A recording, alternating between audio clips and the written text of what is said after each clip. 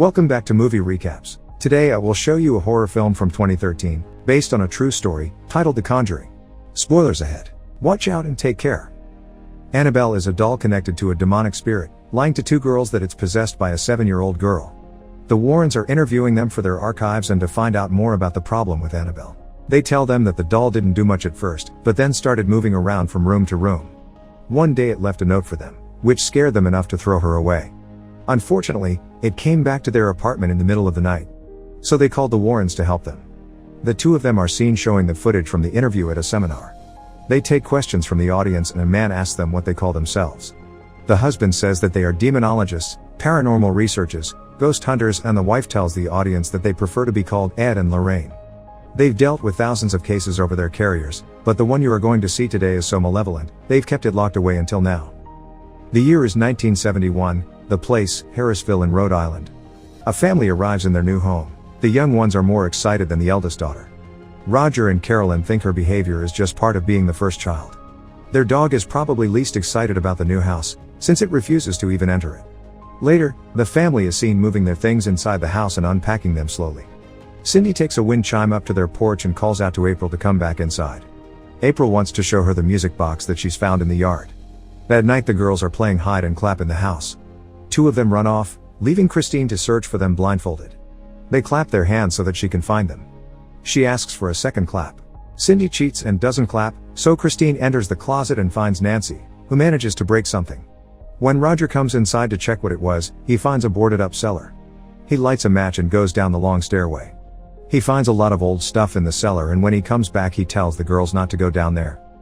The next morning, Carolyn wakes up and walks through the house greeting the kids.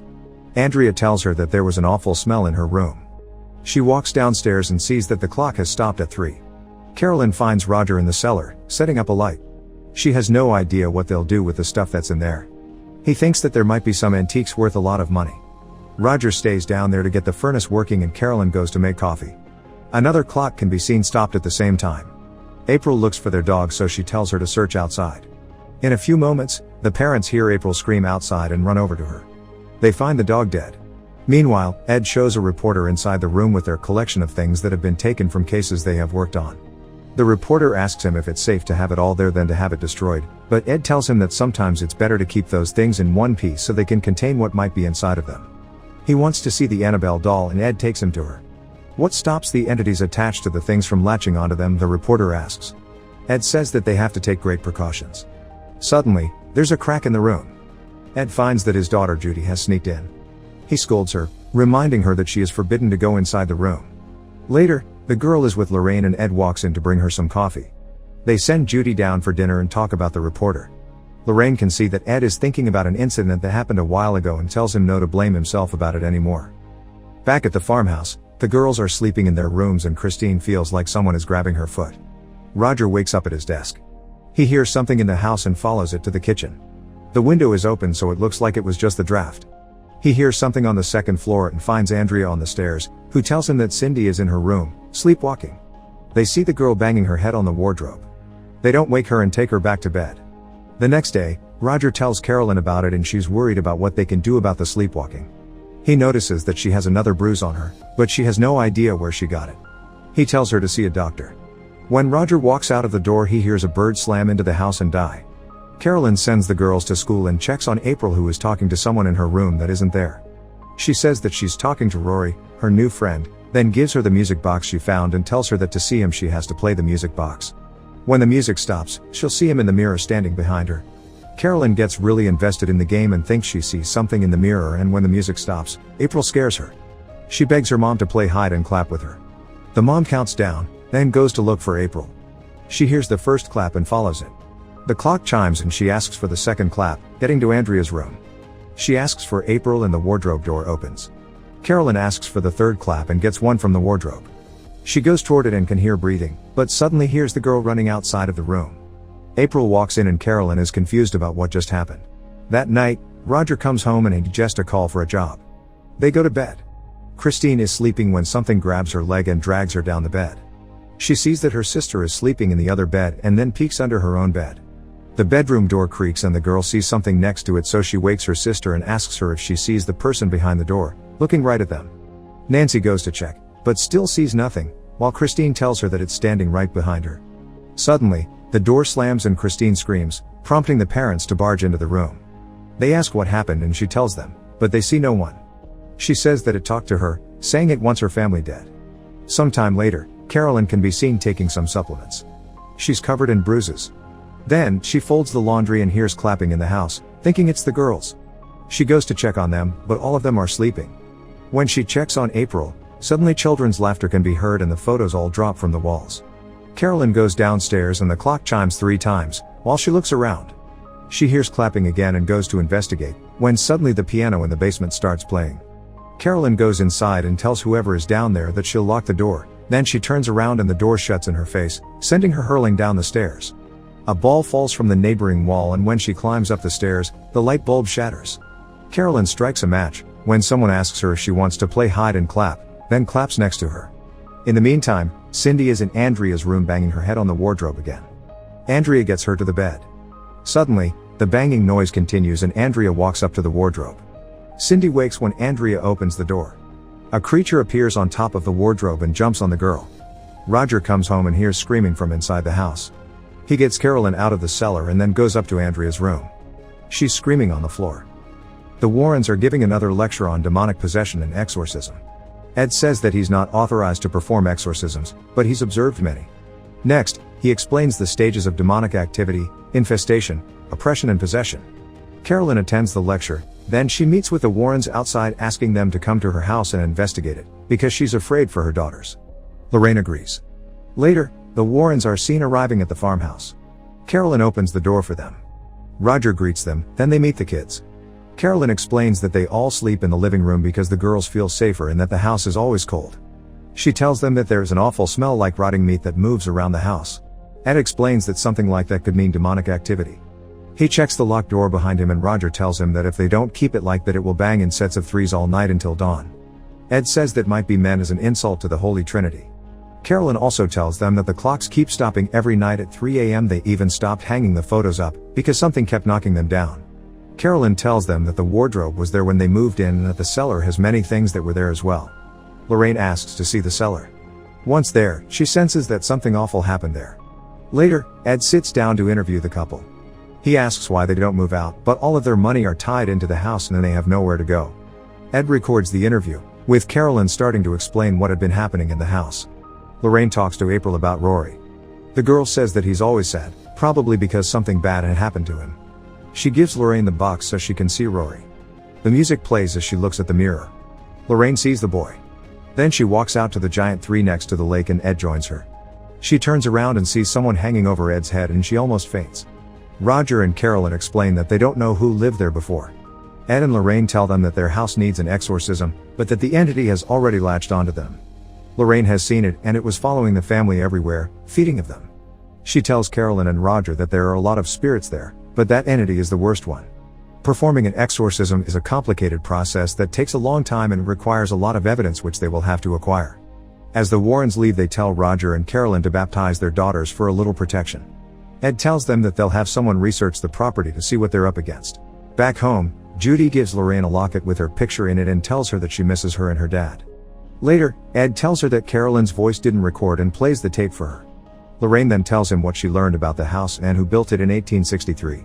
The man that built the house was married to a woman named Bathsheba, related to a woman hung for witchcraft. She sacrificed her child when it was 7 months old. Then she proclaimed her love for Satan, cursed anyone that took her land and hung herself on the tree. Her death was pronounced at 3 a.m. Another woman that lived there had a child named Rory who disappeared in the woods, after which she killed herself in the cellar. Lorraine found more people that have died or committed suicide on the property. Suddenly, the tape begins to play by itself. They hear a ghastly voice recorded on the tape at 3 a.m. The Warrens arrive at the house with Drew and are joined there by Officer Brad. They set up ghost hunting equipment all over the house. Ed, Roger and Drew set up a camera with a thermostat switch at the 3 as well. Roger asks if they've ever caught anything on film and Ed says that they have. He tells Roger about the witch that killed herself right above where he's standing. Lorraine and Carolyn talk in the house.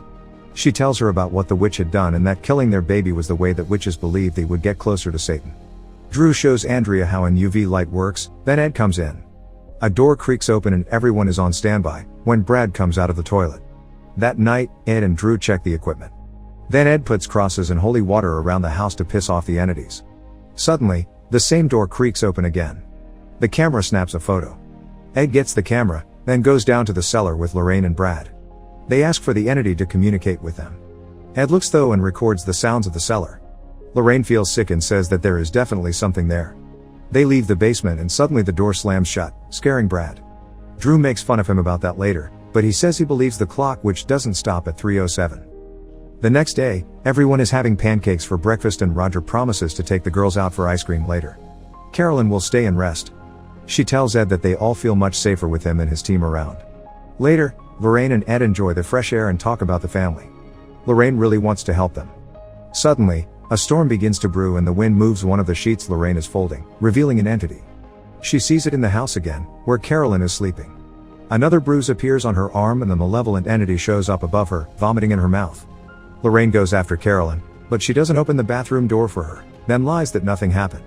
Roger and the girls come back to the farmhouse and he sees Ed fixing his car. He thanks Ed, even though he was skeptical when they first came. Ed says that he didn't want them to come because every time Lorraine senses something it takes a toll on her. He tells him about the last case they worked when she saw something that really disturbed her. When they came home she locked herself in a room and didn't come out for 8 days. She never told him what she saw and he'll never ask. That night, everything is set up and they begin the wait. Brad goes to the kitchen to get more coffee. He thinks he sees something on the porch and goes outside after he hears "Look what she made me do." When he comes back he sees one of the ghosts that killed themselves on the property. He follows it and it attacks him. He screams for Ed and everyone flocks to his position. As he tells the others what he saw, Cindy triggers a trap. Ed tells Roger not to touch her because she's not alone. Cindy walks inside Andrea's room and the door slams shut. Drew checks the audio and hears someone in there with her. Lorraine listens as well as someone is telling the girl to follow them. When the men open the door, they can't find her. Brad gets the UV light. Ed follows the girl's footsteps to the wardrobe and finds a trapdoor that leads inside the walls. They find Cindy there and take her out. April tells Lorraine that that's where Rory hides when he's afraid. Lorraine crawls inside the wall and finds Rory's toys. She places the music box in the place without dust. Lorraine finds a rope and pulls out a noose. Suddenly, she drops down through the walls in the cellar. Ed freaks out and runs out to find her. She hears someone's laugh, then activates the music box. The laugh turns into a cry and a woman saying that she made her kill him. The entity sees her and shows up in front of her, repeating the same words. She points her in another direction and as Lorraine turns, she sees the witch hanging herself in the house. The witch chases after Lorraine and grabs her necklace, when Ed hears her screams and opens the door to the cellar. Lorraine knows what the witch does to her victims. She possesses the mother to kill the child. She says that the witch is feeding off of Carolyn. Suddenly, something grabs Nancy and flings her across the room. It keeps dragging her and no one can stop it, until Lorraine cuts off her hair. They all storm out of the house and Ed tells Roger that they've got it all on tape which will be enough evidence for an exorcism. He'll be back to the house with a priest, but without Lorraine. Simultaneously, she senses something that leads her to the lake, where she sees a vision of Judy in the water. Lorraine calls her mom to check on Judy. The girl is alright. She tells Ed about it and says that it's some kind of warning. The family goes to stay in a hotel in the meantime. Later, Ed and Lorraine show the footage to a priest. He tells them that it's complicated because the children aren't baptized and the family isn't part of the church. The priest looks over the pictures again and is convinced that the family needs help, so he says he'll push it though himself. Back at the Warrens' house, Judy is in her bed sleeping. Her locket begins to move together with Lorraine's locket at the farmhouse. Something wakes up the girl. She gets up and calls for her parents. Judy looks for them in the house and goes into the room with all the trinkets from their cases. Annabelle is out of her box. The girl runs back up the stairs and the lights go out, so she calls for her grandma. Darkness approaches her and something bangs on the door of the room where she hides. It stops suddenly, then the lights go out again. Annabelle and the witch are in the room. Judy cries for her grandma again and finally wakes her. The grandma can't open the door. Lorraine and Ed arrive at the right time, running into the house. Ed tries to knock down the door. The chair keeps swinging and almost hits Judy. She tells them that there was someone rocking in the chair with Annabelle. Ed checks the doll and tells them that she's still in the box. Meanwhile, Roger comes back to the motel and the girls tell him that their mom took Christine and April and simply left with the car. Christine asks her where they are going. Roger calls the Warrens and tells them what happened. Andrea has also told him that her mom smelled like rotten meat. Lorraine says that Carolyn will go back to the house, so Ed tells Roger to meet him there. Drew drives Roger to the house. Ed doesn't want to let Lorraine go, but she convinces him that she must. Brad arrives at the farmhouse the same time as Roger. He shoots through the door with a shotgun.